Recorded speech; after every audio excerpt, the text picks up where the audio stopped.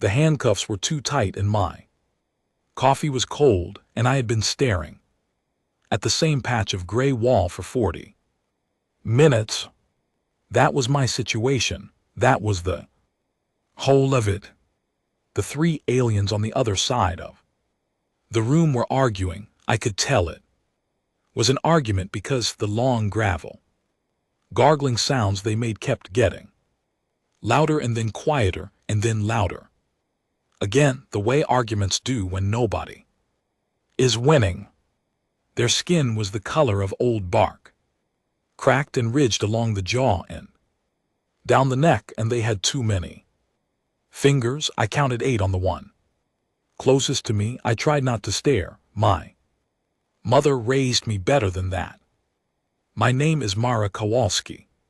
Staff Sergeant, Earth Defense Corps, 7 years of service, currently attached to the diplomatic escort unit because my commanding officer said I had, quote, talent for staying calm in rooms where calm was the most dangerous thing you could offer. I took it as a compliment. I was starting to think I had misunderstood him. The ship I was on was not a human ship. I knew that the second I came around, because human ships smell like recycled air and burned coffee and mild existential dread. This ship smelled like a library that had been soaking in rain for 100 years, old paper, stone, something else I could not name. I shifted my wrists against the pipe. The cuffs held. They were not human-made cuffs, which meant they were not designed around human bone structure, which meant they were just slightly too narrow and just slightly too tight, and if I stayed in them another few hours, I was going to lose feeling in both hands. The aliens had not looked at me directly in 40 minutes. Not once. I thought at first it was a cultural thing. Some species do not make eye contact. Some find it threatening. Some find it rude. Some just do not have eyes that work in the same direction as ours. I had read the briefings. I had done the training. I was prepared for a wide range of alien behavior. I was not prepared for the sliding. One of them, the shortest one, the one who made the quietest sounds, came toward me eventually. It was carrying a container of something that steamed. Food, maybe, or a beverage or something. That passed for both in whatever culture these beings came from, and instead of walking up to me, instead of crouching down, instead of doing anything that involved closing the distance between us, it put the container on the floor and used a long, thin rod to push it across the room toward me. A 3FT rod. It stopped well back from where I could reach. I looked at the container. I looked at the rod. I looked at the alien, which immediately stopped looking at me. I said, I cannot reach that. None of them responded. Either the translator on my wrist was not working, or they did not care, or they did not speak standard, which was possible this far out of map space. I looked at the container again. It was still steaming. Whatever was in it smelled faintly like anise and copper, and I decided I was not hungry anyway. The argument picked up again. I went back to studying the wall. The door opened an hour later. I know it was an hour because I had been counting my own heartbeats, which is something you learn to do in the field when there is nothing else to count, and the silence is starting to make you nervous. 58 beats per minute. I was either very calm or very bored, and I had stopped being able to tell the difference years ago. The one who came through the door was different from the 3 I had been watching. Older. The ridges on its jaw were deeper, more pronounced, and it carried itself the way soldiers carry themselves regardless of planet of Origin, that specific weight in the shoulders, that specific economy of movement, nothing wasted, nothing decorative. It had markings along its neck that could have been scars or rank insignia or both, probably both. It crossed the room. It came closer then. The others had maybe 4 ft, still too far to touch me, which I was beginning to notice was a very consistent distance everyone on this ship maintained. It looked at me. I looked back. It said one word in standard, heavily accented, shaped by a mouth that was not built for the sounds but standard nonetheless. Kale Varith. I had no idea what that meant. It was not in any of my briefing documents. It was not a name I recognized. It was not a place, not a greeting, nothing. My training gave me a box to put it in. I said, I do not know what that is. The alien said nothing. It just looked at me with an expression I could not read, because reading alien expressions is a skill that takes years, and I had been conscious for approximately 90 minutes on this ship, and all of my focus had been on not losing circulation in my hands. But something in that expression made the back of my neck go cold. Not fear exactly, older than fear, the thing that lives underneath fear. Then one of the others knocked something off the table, a tablet. It hit the floor with a flat crack and slid across the smooth surface and stopped against my boot. Every alien in the room went still. Not quiet still, the kind of still that is different from quiet, the way a held breath is different from silence. 3 beings and the older one, and every single one of them stopped moving and stopped making sound, and I swear on my service record that none of them breathed. I looked down at the tablet. I looked up at them. I picked it up. The reaction was immediate and involuntary and deeply strange. Shortest one took 2 steps backward, without appearing to decide to. The one nearest the door shifted its weight toward the door, the older one. The decorated one, the one who had spoken my first alien word at me, its hands moved not toward me, away.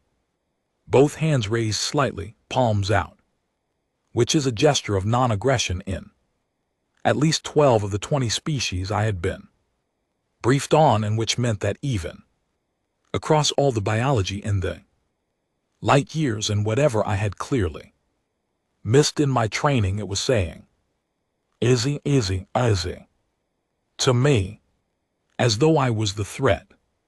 I looked at the tablet in my hands. It had activated when I touched it, which meant it read human bioelectric signatures, which meant someone had programmed it to do that, which meant this was not an accident, which meant a lot of things I did not want to think about yet. The screen was full of text I could not read, alien script, columns and columns of it, but at the bottom of the screen, because someone had set the translation layer to remain active, there was standard text, a registry, species names. Down the left column, classifications. Down the right. I scrolled. Most of the classifications were numbers, category 1 through 6 with short descriptors: diplomatic, mercantile, territorial, aggressive, contained. A few were flagged with colors: yellow, orange, one dark red with a long description I did not have time to read. I scrolled to the H section. I found Earth, I found humans, I found the classification column. Category Omega. Below it, a warning glyph I had never seen in any briefing material. Below that, a mandatory buffer zone, 14 light years. Below that, a reason field. Sealed Veth High Council authorized. Eyes only. I sat with that for a moment, the tablet. Warm in my hands, the room completely silent behind me. 14 light years, a classification that did not fit the scale of the other. Numbers, a reason nobody was allowed to read. I looked up. 4 aliens, every one of them watching me the way you watch something you are not sure is going to move. I had spent my entire life assuming that if we ever met something out here, something that crossed the stars and found us, we would be the small ones, the ones who did not know enough, ones who needed to be careful. I had never once considered the alternative. I put the tablet down slowly. I kept my movements very deliberate. I held completely still. None of them relaxed. I had always assumed if aliens showed up, they would be the scary ones. The debrief room on the Veth vessel had a single light source positioned above the center table, and it cast shadows the wrong way, upward instead of down, which I found more disorienting than anything else that had happened in the previous 4 hours. I sat across from a Veth officer whose name, when translated, came out approximately as Vessel Commander Goreth, and who had the decorum to maintain only a 2 FT distance from me, which I suspected cost him something. He spoke standard better than the older one had, not fluent but functional. He had clearly practiced. "You are being returned," he said, "to your people now." "Returned," I said, "not rescued." He did not answer that. He looked at a point slightly to the left of my face, which I was learning was the Vethkai version of direct eye contact. There was an error in judgment by members of this vessel's crew. "You were not to be collected." "Collected," I said. "Taken, you were not to be taken." "Why not?" He looked at the table. "Protocol." He was not going to give me more than that. I could see it in the set of his jaw, in the careful blank quality of his expression. Whatever the protocol was, whatever it covered, he was not authorized to explain it to me, and he was not going to step outside his authorization for a human he had known for 4 hours. I understood that. I respected it, actually. Following protocol under pressure is not nothing. I said, "What does Kelvarath mean?" The question landed differently than I expected. He did not look at the table. This time he looked at me directly for a full 3 seconds, which in Vethkai social terms I later learned is the equivalent of grabbing someone by the collar. "Who said that word to you?" "Your senior officer, whoever he is, the one with the neck markings." "Elder Commander Vel," he said. "He should not have said that word. But he did, so what does it mean?" A long pause. The upward cast shadows moved slightly as the ship adjusted its position somewhere in the hull. Something hummed. "It is a very old word," Goreth said. "Pre-registry, it does not translate cleanly. Try." He was quiet for another moment. "Then the thing that learns from pain and then becomes it." I sat with that. The thing that learns from pain and then becomes it. I thought about the registry category.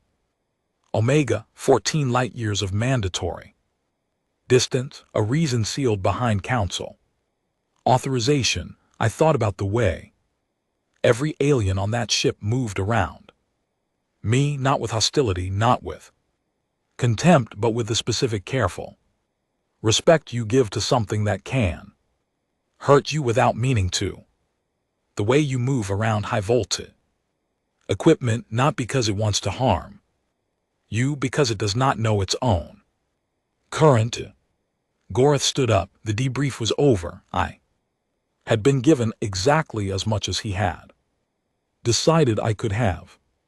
There will be a formal statement from the Vethkai Council, he said. Diplomatic channels and acknowledgement of the error. Okay, I said. You should know, he started. Again, the faction responsible, they believed the classification was outdated. They believed your species had changed. Changed how? Softened, he said. The word sat in the air between us like something that had been dropped. I looked at him. Had we? He did not answer. He walked to the door. I said, the ones who took me, were they enemies of mine? He stopped, his hand on the doorframe, the upward shadows on his face. No, he said, they were the ones who thought you were safe. The shuttle back to human space was small and fast and smelled like burned circuits and 3-day-old protein rations. And I cannot tell you how glad I was to breathe that smell. I sat in the cargo seat and I did not sleep, and I watched the stars move. Every species had a number, 1 through 6, diplomatic, mercantile, territorial, aggressive. We had a symbol. We had a seal. 6,000 years, the whole galaxy had a sign on us, and not one of us had ever known it was there. I thought about every history class I had ever sat through, the wars, the misses, the centuries we spent trying to end ourselves and failing and going. Again, I snorts thought about what Gorath had said. The faction that took me had believed we had softened, that the classification was a relic, that whatever we had been 6,000 years ago, we were not that anymore. They had wanted to prove it. They had been the optimists. That was the part I kept turning over. Not the ones who feared us, not the ones who wanted the buffer zone wider and the seal tighter. The ones who took me, the ones who put me in a room with a 3FT feeding rod and backed against the walls, they were the ones who thought we were fine now, manageable, ready for renegotiation. And they were still too afraid to come within arm's reach. I did not sleep. I watched the stars. I tried to figure out what I was supposed to feel about all of it, and came up mostly empty, which was fine. I had learned a long time ago that feelings have their own schedule, and showing up early to demand them does not work. The shuttle docked at forward station. Kepler. Colonel Ewan was waiting at the airlock. He was a small man with very good posture and the expression of someone who had been expecting bad news and had decided to be calm about it in advance. He said, "You holding up?" I said, "Did you know?" He did not ask what I meant. He just said, "Walk with me." His office was on the 3rd level, overlooking the docking bay. He poured 2 cups of actual coffee, the real kind, and gave me one, and sat down across from me and looked at his cup for a moment before he looked at me. The classification has been in our intelligence files for 11 years, he said. Category Omega, buffer zone, the seal. We found it when we started mapping galactic registry infrastructure, above my clearance to brief field personnel. Why? Because the last time a human unit was briefed on how certain species perceive us, 3 of them responded by becoming significantly more aggressive in contact situations. One started a diplomatic incident that took 8 months to resolve. He drank his coffee. Information changes behavior, and changed behavior confirms the classification. I thought about that. I thought about what I would have done differently on that ship if I had known. If I had known. The fear in that room was directed at Me, if I had known what Kael'Varath meant. Before Elder Commander Vel said it, I thought about the way my hands had gone still on that tablet, deliberate, careful, like I was diffusing something. Maybe I had been. Kael'Varath, I said, the thing that learns from pain and then becomes it. Ewan nodded slowly. There are older translations. The Dravathi who predate. The registry, their version of the phrase is closer to the wound that keeps adapting. He set his cup down. 6,000 years ago, there was a species called the Rathsalka, highly advanced. They decided to run an experiment on early humanity, a contact event unannounced. They wanted to study how primitive species responded to overwhelming force. The room was very quiet. They were not around long enough to publish their findings, he said, not because we destroyed them, because the disease vectors they introduced tried to eliminate us, and instead we developed immunity responses that the Rathsalka biology could not match. They had started a biological arms race. They did not understand their own biosphere, could not keep up. They collapsed from the inside. I drank my coffee. We did not do anything to them, Yuan said. We just survived. We adapted so fast and so completely that their own attempt to remove us became a tool we turned against them without meaning to. And the rest of the galaxy watched that happen, and they made a category for it. And they put us in it, and they drew a 14 light-year circle around our system and wrote, "Do not touch." I thought about every generation of humans that had lived and died inside that circle, every war we had fought among ourselves, every plague we had pushed through, every century we had nearly not made it and then gotten up again anyway. All of it happening inside a buffer zone that the rest of the galaxy had agreed on without asking us. The ones who took me, I said, wanted to prove the classification was outdated. Yes. They thought we had changed. Yes. Had we? Yuan looked at me for a long time, the kind of look that is not an answer but is also not nothing. You were in a room full of beings that were afraid of you, he said. You cataloged your environment. You identified the exits. You noted the feeding distance. You tracked the power dynamics. You stayed calm. He paused. How much of that was training and how much was just you? I did not answer. He nodded like I had. The council chamber on Station Kepler had been repurposed from a cargo bay 3 years ago when the diplomatic contact program expanded and they ran out of actual meeting rooms. It still had the cargo bay ceiling, 12 ft of reinforced composite with the original loading rig, tracks visible at the top, and someone had hung pale blue fabric from the tracks to make it feel less industrial, which mostly just made it feel like a cargo bay that was embarrassed about itself. 17 species, 29 representatives, some of them I recognized from briefings, most I did not. They had been assembled in 72 hours, which in galactic diplomatic terms was the equivalent of everyone dropping what they were doing and running. The news of what the Vethkai faction had done had moved faster than my shuttle. I sat at the human table. There were 4 of us.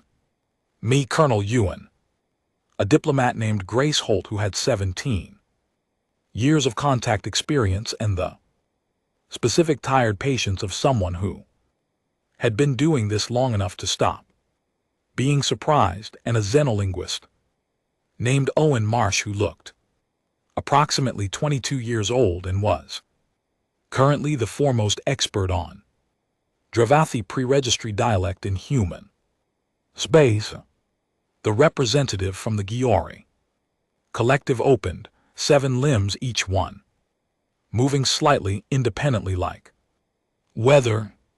Its translation came through my earpiece, in a voice that was smooth and unhurried, and very precisely chosen. We wish to express that our concern is not with the individual human present. It said our concern is systemic. Category Omega classification exists for reasons the Vethkai faction chose to disregard. The consequences of that disregard must be addressed. Grace Holt leaned forward very slightly. I had been watching her since we sat down, and I had already learned that when she leaned forward, something precise was about to come out of her mouth. We appreciate the Gaori's concern for protocol, she said. Perhaps the Council could clarify which consequence it finds most troubling, the fact that a human was taken, or the fact that she was returned unharmed. The room shifted, not physically. The quality of attention in it shifted the way temperature shifts before a storm. Several translators chirped at once. The Gaori representative's limbs stilled briefly. Both events carry implications. They do, Grace agreed. She did not elaborate. She sat back. The silence she left was doing exactly the work she had designed it to do. I was starting to understand why she had 17 years of experience. The Shreth delegate spoke next. The Shreth were new to me, not in any of my standard briefing materials, which meant they were either very recently contacted or very deliberately obscure. Their representative was small, dense, wrapped in something that looked like dark fabric but moved like liquid. When it spoke, the translator took longer than usual, 2 full seconds of delay, which meant the linguistic gap was significant. The classification must be revised, it said. Upward or removed, outdated. Framework. Stasis does not serve the community. Owen Marsh, the young linguist, pulled up something on his tablet and passed it to me without looking away from the room. I glanced at it, a file on the Shreth, recently contacted 6 years ago, no prior conflict with humanity. Strong military infrastructure, strong opinion about galactic registry. Classifications. I looked at the Shreth delegate. It was watching me, not with the fear I had seen on the Veth Kai ship, with something else. Calculation.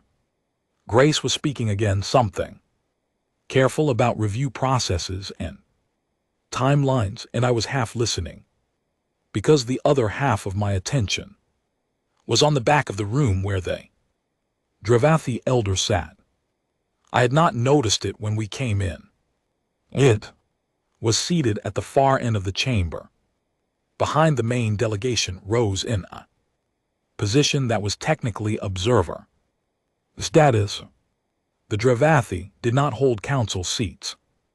They were too old for that, too far outside the current political architecture. They attended as witnesses, as the living memory of a galactic community that had gone through many iterations before arriving at this one.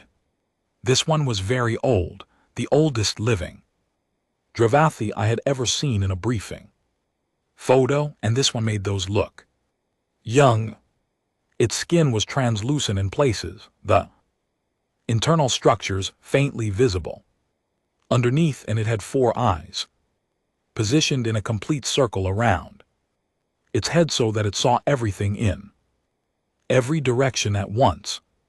It was looking at me, not with fear, not with calculation, with something that took me a long time to name, because it was not an expression I had ever expected to receive from something that had watched species rise and fall for longer than human civilization had existed. Recognition.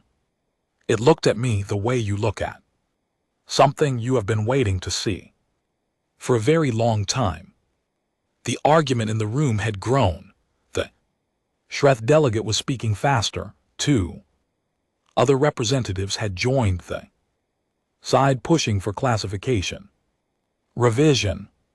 The fear side, the ones who wanted the buffer zone doubled, were speaking louder to compensate. Grace was managing it with the specific skill of someone diffusing multiple things simultaneously. But I could see in the set of her shoulders that she was calculating how much longer she could hold the balance. Owen passed me another note, handwritten. This time on actual paper, because he did not want it on a device that could be read. It said the HFY have been in contact with the faction that took you 3 months prior. I looked at the HFY delegate. It was still watching me.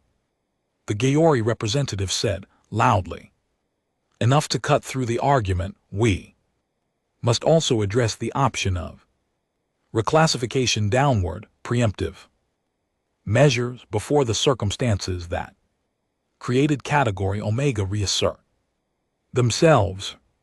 The room went quiet. Grace did not lean forward. She sat very still.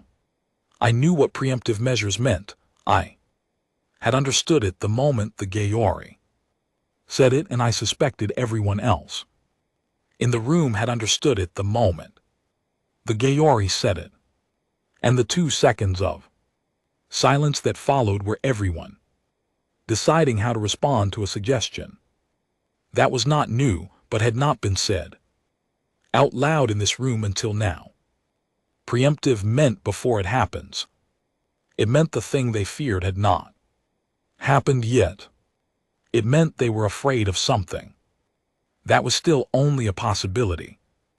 I thought about 6,000 years. I thought about the Wrath Solke. I thought about what Yuan had told me, that we had not done anything to them, that we had only survived, that our survival had been the thing that unmade them.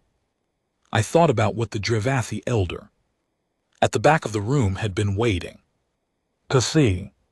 Grace was speaking, measured, careful. Every word selected. I was not listening. I was looking at the old Drivathi in the back of the room, and it was looking at me, and something was being communicated in that look that I did not yet have the language for. Owen passed me a third note. It said, Drivathi elder has requested to speak privately to you, not to the delegation, to you specifically. I looked at the elder, 4 eyes in a circle, all of them on me. I wrote back when Owen slipped out and came back 2 minutes later. He handed me the note. It said, after the vote on preemptive measures failed barely, Grace had done her job. The session closed with a follow-up scheduled for 48 hours out, and nothing resolved, and everyone deeply uncomfortable, which Grace later told me was the best possible outcome for a first session. I found the Drivathi elder in the small room off the main chamber where they had set up a resting area with atmospheric adjustments for non-standard biology. It was sitting in the corner on something that was not quite a chair. It did not look up when I came in. It already knew I was there, 4 eyes in a circle. I sat across from it. For a long moment it said nothing. The atmospheric processor hummed. The fabric walls of the former cargo bay let in a low vibration from the docking bay below. Then it said, in standards so old and so precisely accented that it sounded like something that had been kept in a jar. You do not know what you are yet. I keep hearing that, I said. You will continue to hear it until you do know, or until it no longer matters. It shifted slightly. I was present when the classification was made. I am the last one present at that council who is still living. I said nothing. The species that was lost, it said. The Rathsalke, they were not cruel, I want you to know that. They were curious. They believed contact was the natural next step. They believed they could control the terms of it. They couldn't. No one can control the terms of contact. With your species, it said, not. Because you are violent, many species are violent not because you are aggressive, many species are more aggressive. It paused because you do not stop. Every other species that has suffered at the level your species has suffered collapsed or turned they suffering outward as a weapon. You did neither. You grieved, you argued, you nearly ended several times, and then you continued. The room was very quiet. We have no framework for that, it said. Grief as fuel, continuance as reflex. We gave you the only classification that meant what we needed it to mean. Do not find out what happens when this is pushed all the way. I thought about the vote that had just barely failed in the room next door. I thought about the Shreth delegate and its 3 months of prior contact with the people who took me. I thought about what continuing looked like from the outside, across 6,000 years to something old enough to have watched it from the beginning.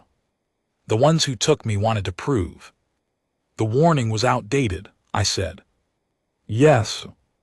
And the ones who want preemptive measures want to act before the warning proves itself current. Yes. What do you want? It looked at me with all 4 eyes, the recognition in them again, that patient, ancient waiting thing. I want you to understand what you are. It said, not as a threat, not as a category, as a fact. It was quiet for a moment. You grieve, then you rise. We have watched this for 6,000 years. We are still trying to calculate where it ends. I sat with that for a long time. The fabric walls moved slightly in the recycled air. The docking bay hummed below us. I thought about every human who had ever gotten up after something tried to put them down. Every generation, every century. The ones who did not know they were being watched. The ones who had never heard of Category Omega, or the Kyavareth, or the 14 light-year circle. Someone had drawn around our solar system without asking us. They had just gotten up because that was what came next. That was all. I said, does knowing it change anything? The Dravathi elder considered this for a long time. The kind of long time that means the question is real and the answer is being treated with respect. That, it said finally, is what I have been waiting 6,000 years to find out. I was 3 bites into a meal bar and halfway through my 3rd coffee of the day when Owen Marsh found me in the observation corridor and said, the Shreth moved. He did not elaborate. He did not need to. I was already following him. The tactical room was standing room only. By the time we got there, Colonel Ewan was at the main display with Grace Holt and 2 officers from the station defense unit whose names I did not know but whose expressions I recognized. The specific look of people who have just received information and are still in the process of deciding what it costs. The display showed a sector map, 3 points of light moving. I said, when?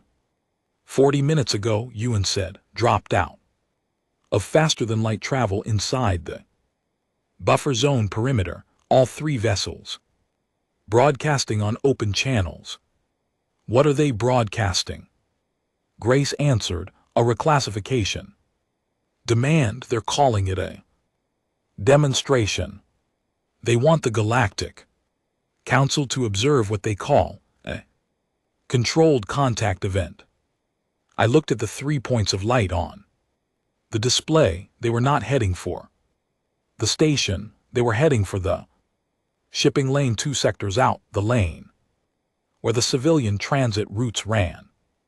I said, who is on that route right now? Ewan touched the display. A ship tag appeared. The Meridian Cross, civilian transport. Capacity 1,400, bound for the outer colony at Kepler 7 with standard cargo. Manifest and a full passenger load. The room was very quiet. I thought about 1,400 people who had left that morning on a routine transit and had no idea that 3 HFY warships had just decided they were a demonstration. I thought about the HFY delegate in the council chamber, the way it had watched me, the calculation in its eyes. Ewan said, we have a 14-minute response window before they are in weapons range of the Meridian Cross. 14 minutes. Everyone in the room was looking at the display, then several of them were looking at me, and I did not know why. Until I understood, I was the one who had been in the room, I was the one who had held the tablet, I was the one the Dravathi elder had spoken to privately. After the session, I was, in whatever way these things get decided without anyone making a decision, the one this had become about. I said, hail the HFY vessels. Yuan said, they are not responding to hails. Of course they were not, they did not want a conversation. They wanted a demonstration. And GT snorts. And GT, they wanted to fire on something human. And they wanted the council watching, and they wanted the result to be a category Omega entry that said, outdated, harmless, safe for reclassification. They wanted to prove the warning was old. I thought about what that meant, what kind of math that required you look at 6,000 years of history, at the Wrath Salkai, at everything the registry had accumulated, and everything the Dravathi elder remembered, and you look at all of it and you decide, not real anymore. I thought about what optimism costs when it is wrong. Get me a line to Central Command, I said. Yuan was already on it.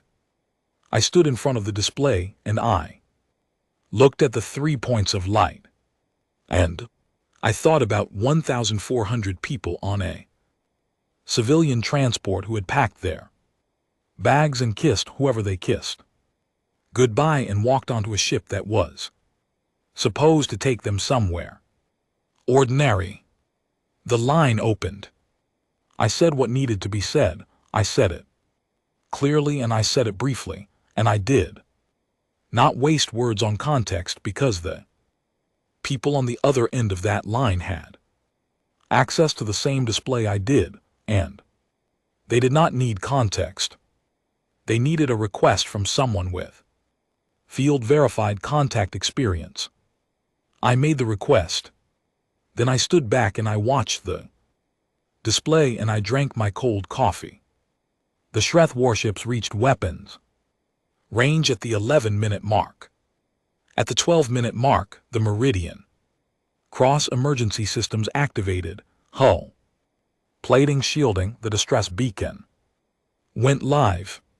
I watched the passenger count update on the secondary display as the crew moved people to emergency positions, 1,400 down to 600 in protected sections, 800 in partial cover. The ship was not built for combat, no civilian transport was, but the crew was doing what crews do, which is use every second they have.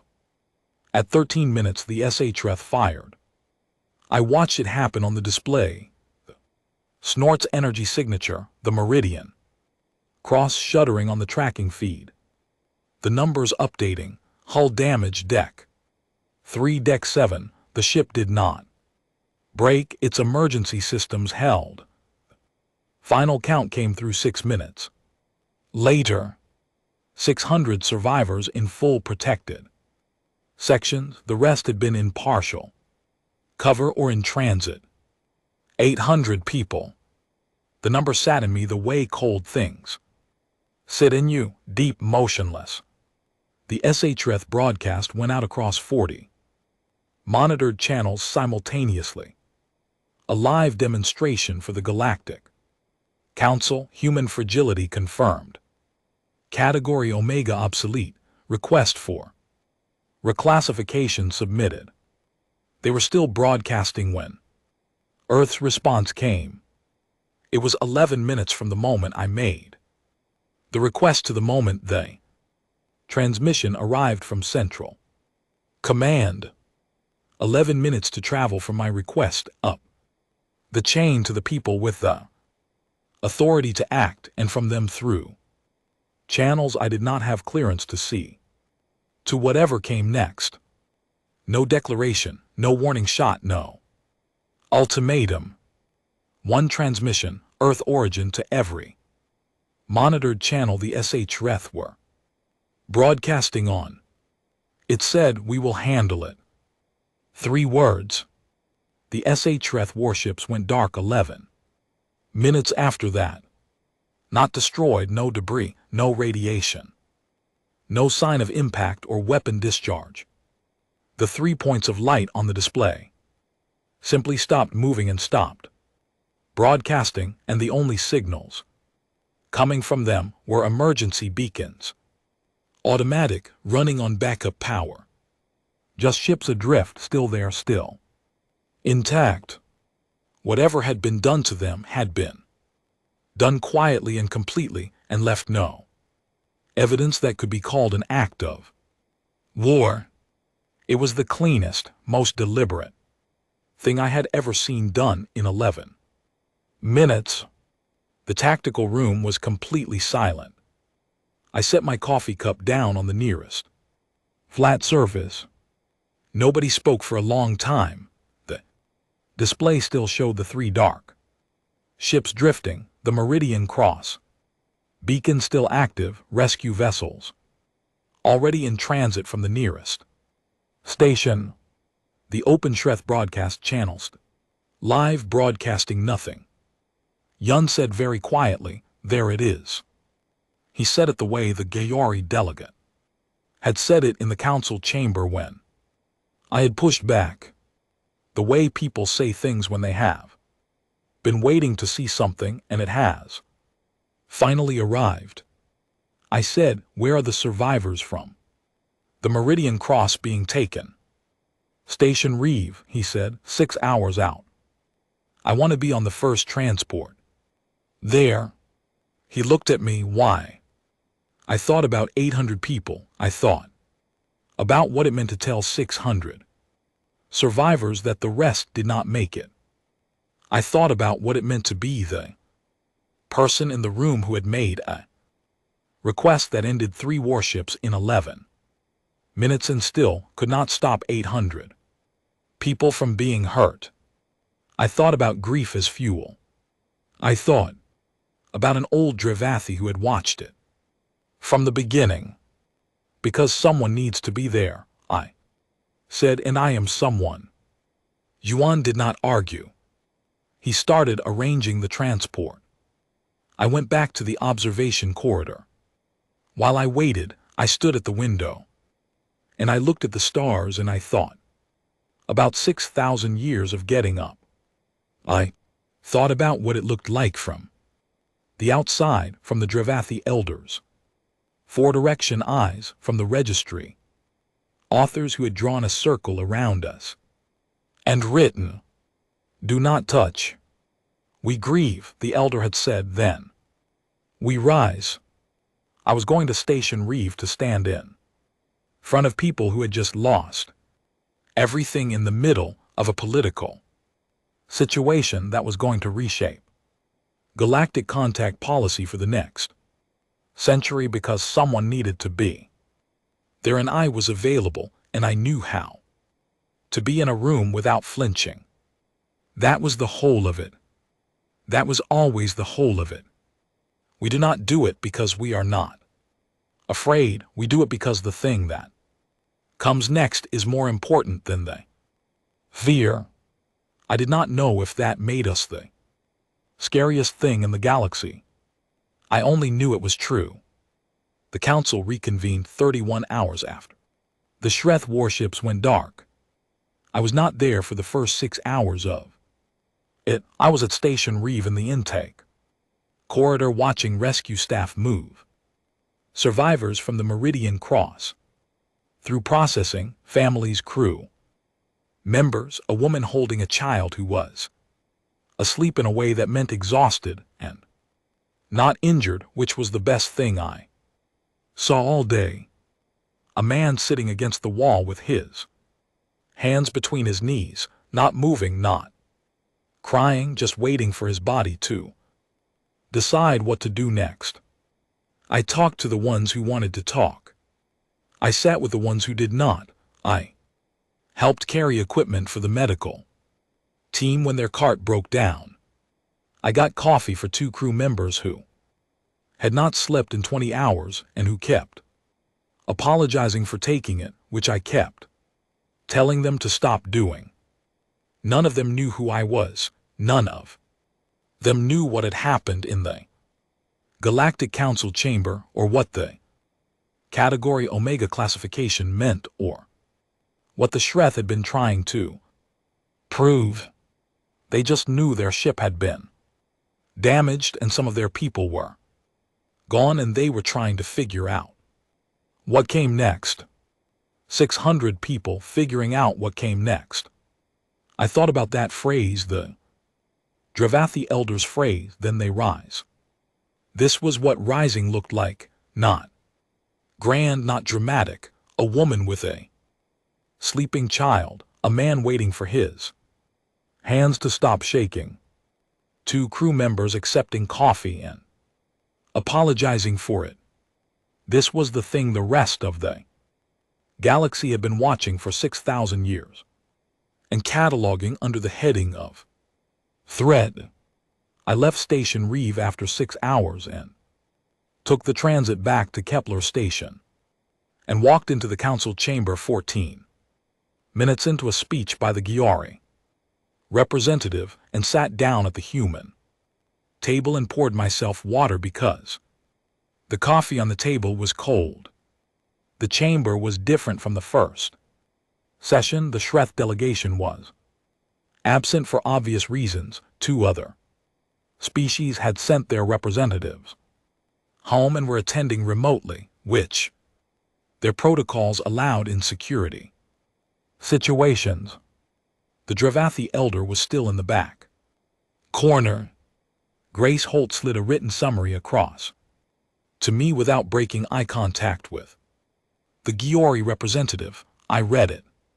40 minutes of argument about the category Omega entry. The Fear faction had lost ground since the Shreth situation. You cannot argue that the classification is outdated after what had just happened in 11 minutes. The reclassification upward faction had gained ground. Some were arguing for formal alliance. Owen had written a note at the bottom of the summary in his small, careful handwriting. The elder asked if you were back. I said yes. It said good. The Giori representative finished speaking. There was a procedural pause. Grace looked at me and raised one eyebrow, which I had learned meant your call. I stood up. 26 representatives, the empty seats, where the Shreth had been, the Dravathi elder at the back, all 4 eyes.